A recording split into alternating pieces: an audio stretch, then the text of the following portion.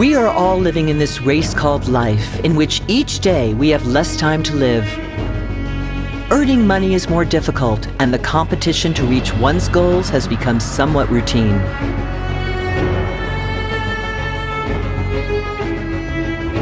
The crisis around employment is especially serious, since more than 207 million people lost their jobs in the last 2 years. And those few jobs that exist are highly competitive. That fact causes stress even among those who are fortunate enough to have a job. Furthermore, companies do not know how to create new sources of work and do not have sufficient funds to increase salaries of their employees. The reduction in wages, the loss of sources of employment, and the job losses during the pandemic was detrimental for all households. The poorest families were the most affected. The COVID-19 pandemic upset the world.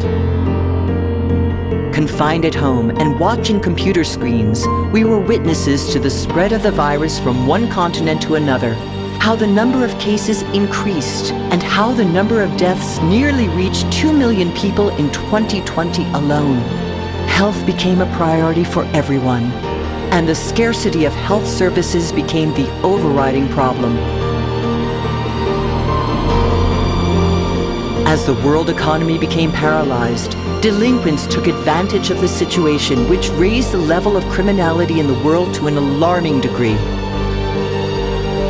Different nations of the world forecasted the beginning of the rise from extreme poverty close to the year 2030. Nevertheless, the numbers in reality show exactly the opposite, since 10% of the world's population still lives in dire poverty, with great difficulty obtaining even necessities like health, education, and access to basic services. As you can see, the reality that we are living today is uncertain and worrying. We have confirmed in the worst way that a pandemic, a war, or the lack of opportunities can bring the world's economy to its knees, especially for you and your family. What are you going to do about this?